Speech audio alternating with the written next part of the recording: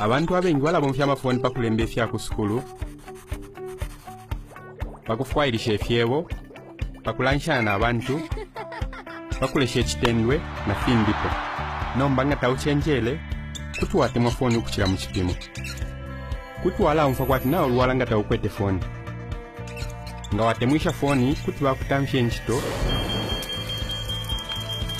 tetu ukwate efibusa, na fimbipo.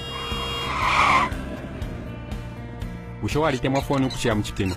Bible etweba okwishibwa bwino efyakirapo okukindamu. Kanshi pusha uti. Bushee ndomfo ubinga chakuti shikwete foni.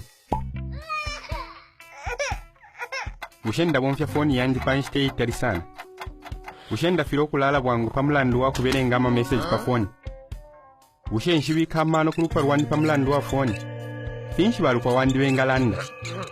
Nga wachasuko kuti kuli ayame pushonere kuli yamo uyumfo obubi.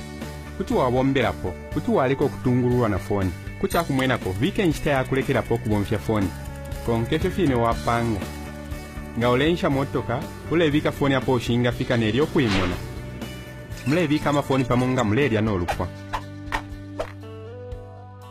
Wabalira po kubula foni afuire okusanfya embale. Sala Bushee kuye oshakula bombya foni mu kyungulo.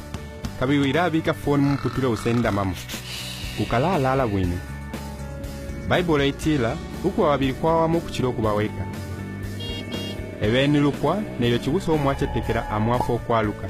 Pali wana abena Korinti 9:25 Bible etobo okuti tuleirama muri fyonzi. Eichole ebukisho okuti nangu twikala mu kyalo mu abefya kupanga lero tafiro okulatutungulula.